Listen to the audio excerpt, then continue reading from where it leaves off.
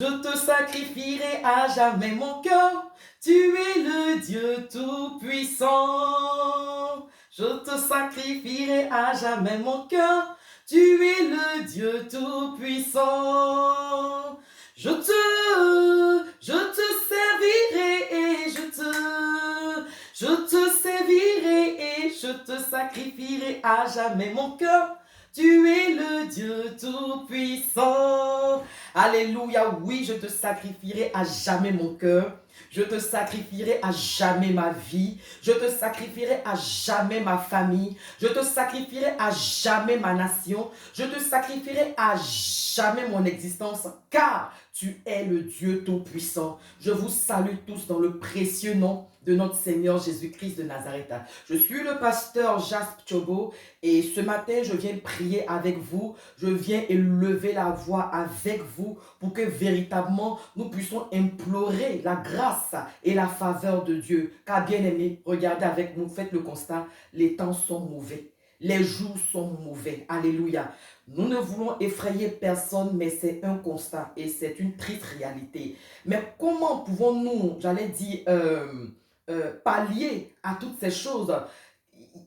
Est-ce qu'il y a une solution? Oui, il y a une solution. Alléluia. Et je veux nous conduire dans les Saintes Écritures, dans le livre de Romains chapitre 10, à partir du verset 9. Gloire à Dieu. Romains chapitre 10, à partir du verset 9. Je lis la parole de Dieu avec respect. Si tu confesses de ta bouche le Seigneur Jésus, et si tu crois dans ton cœur que Dieu l'a ressuscité des morts, tu seras sauvé. Alléluia. Je reprends la lecture.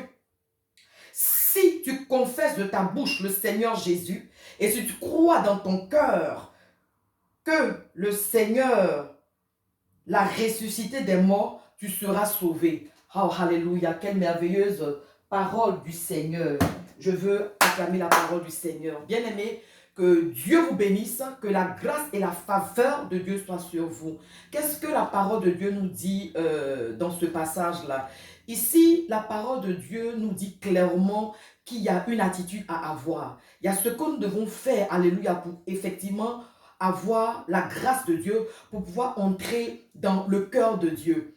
Oui, le constat est que plusieurs chrétiens, plusieurs enfants de Dieu ont accepté Jésus comme leur sauveur, l'ont accepté, oui, comme leur sauveur et croient de façon théorique qu'il est mort, qu'il est ressuscité et pour ça ils sont sauvés. Mais combien parmi les chrétiens, combien parmi les enfants de Dieu aujourd'hui l'ont accepté comme leur Seigneur?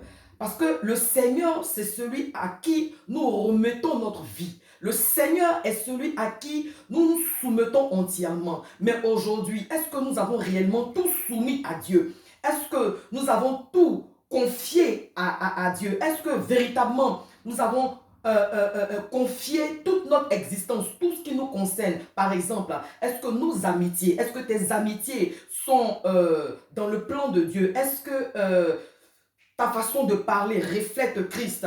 Est-ce que les actions que tu poses, effectivement, collent avec la nature du Seigneur? Alléluia. C'est tellement que tu as accepté Jésus comme ton sauveur. Mais est-ce que tu l'as aussi accepté comme ton Seigneur? Aujourd'hui, bien-aimés, je veux véritablement que nous acceptons Jésus-Christ de Nazareth comme sauveur, c'est vrai. C'est-à-dire, tu crois que Dieu qu'il est mort et que Dieu l'a ressuscité. Mais il faut que tu l'acceptes profondément. Il faut que tu l'acceptes sincèrement comme ton Seigneur. Parce que accepter Jésus-Christ comme son Seigneur, c'est accepter de mettre sa parole en pratique. Il ne suffit pas seulement de nous borner à écouter sa parole, mais le temps est arrivé où nous devons mettre sa parole en pratique. Bien aimé, rapidement, je veux lire sans me tromper. Il est dit ici dans Romains 10, verset 9, que si tu confesses de ta bouche le Seigneur Jésus, oui, tu pourras confesser de ta bouche, mais il faut aussi croire dans ton cœur. Tu l'as accepté ou tu l'as confessé juste de par ta bouche.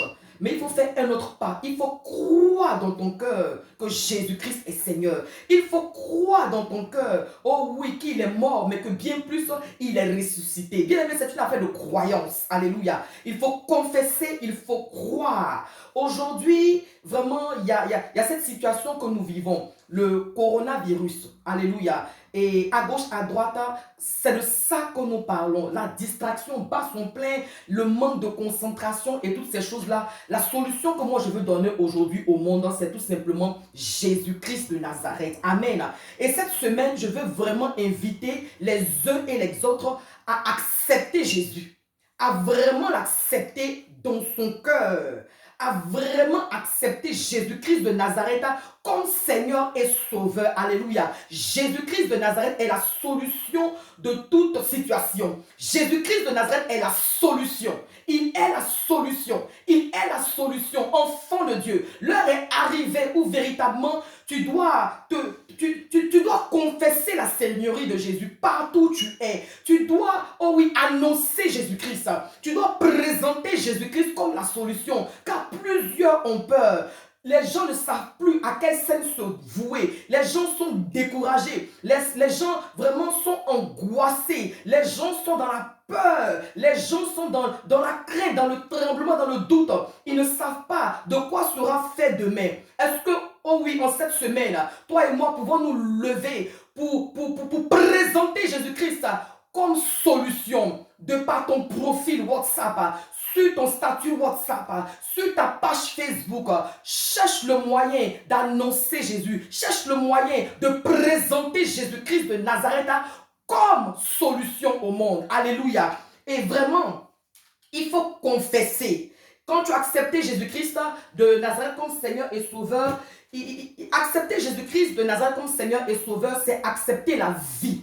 C'est accepter le salut. C'est accepter la guérison. C'est accepter, alléluia, le succès. C'est accepter, j'allais dire, la réussite. Accepter Jésus, c'est accepter la victoire. Bien aimé, la Bible déclare dans Matthieu, venez à moi, vous tous qui êtes fatigués et chargés, je vous donnerai du repos. Bien aimé, le Seigneur veut te donner le repos. Jésus-Christ de Nazareth veut te donner le repos. Tu es certainement fatigué de la maladie. Tu es fatigué, alléluia, des problèmes. Tu es fatigué, alléluia, des situations qui t'engloutissent, des situations qui te donnent de déprimer, des situations qui te donnent d'avoir du stress. Je veux te présenter Jésus-Christ de Nazareth comme Seigneur et Sauveur. Je veux te présenter Jésus-Christ de Nazareth comme ta solution. Jésus-Christ est la solution de ta famille. Jésus-Christ est la solution pour ton foyer. Jésus-Christ est la solution, alléluia, pour ton travail. Jésus-Christ est la solution pour la maladie. Jésus-Christ de Nazareth, oh oui, il est la solution pour l'humanité.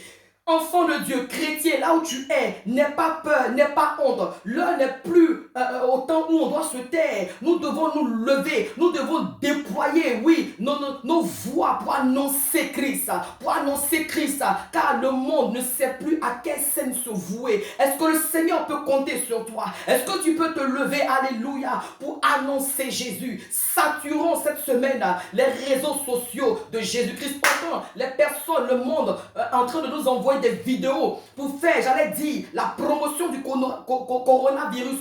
Pourquoi nous aussi, enfants de Dieu, on ne se lèverait pas pour saturer les réseaux sociaux, oui, sur la personne de Jésus comme solution? Bien-aimé, la création soupire avec un ardent désir la révélation des fils de Dieu. Alléluia. Et pour toi qui n'as pas encore accepté le Seigneur Jésus-Christ de Nazareth comme Seigneur et Sauveur, je veux t'appeler, alléluia, oui, au salut. Je veux que de là où tu es, tu baisses la tête et que tu pries avec moi. Je prie avec toi. Tu peux répéter aussi. Alléluia.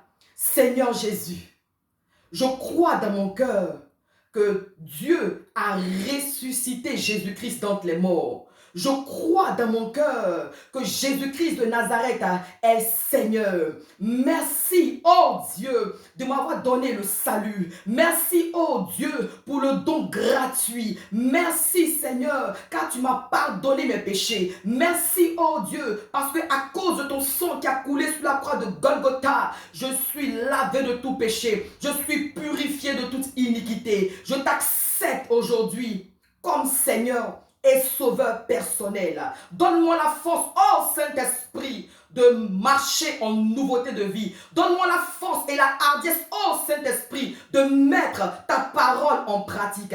Donne-moi la force, oh Saint-Esprit, de changer de vie, de vivre pour te plaire, d'agir pour te plaire, de faire uniquement que ta volonté. Toi qui as fait cette prière, certainement que tu auras besoin d'un accompagnement. Tu auras besoin d'être suivi. Sens-toi libre de me contacter afin qu'ensemble, nous puissions prier le Seigneur. Afin qu'ensemble, je puisse effectivement t'accompagner dans la prière pour que tu sois fortifié. C'est comme un bébé qui naît, il a besoin d'accompagnement. Alléluia. Et petit à petit, tu vas grandir dans la foi et toi aussi, tu pourras à ton tour répondre à cette grande commission de Matthieu 28, verset 19 à 20 qui dit: allez, faites de toutes les nations des disciples, les baptisant au nom du Père, du Fils et du Saint-Esprit, leur enseignant, oui, enseignez ce que je vous ai prescrit. Et moi, Dieu, je serai avec vous jusqu'à la fin des temps. Je prie le Seigneur, que Dieu bénisse votre semaine, que la grâce et la faveur de Dieu soient sur vous, que la victoire de Dieu soit votre partage. Ne manquez de rien. Vous, là, qui cherchez du travail, que le Seigneur vous ouvre les portes du travail. Vous, effectivement, qui voulez voir la main de Dieu. Vous, effectivement, qui voulez voir la gloire de Dieu. Que le Seigneur Dieu apparaisse dans vos vies, apparaisse dans vos situations et se glorifie puissamment. Que la grâce et la faveur de Dieu soient sur vous. Dans le nom de Jésus, j'ai prié. Amen.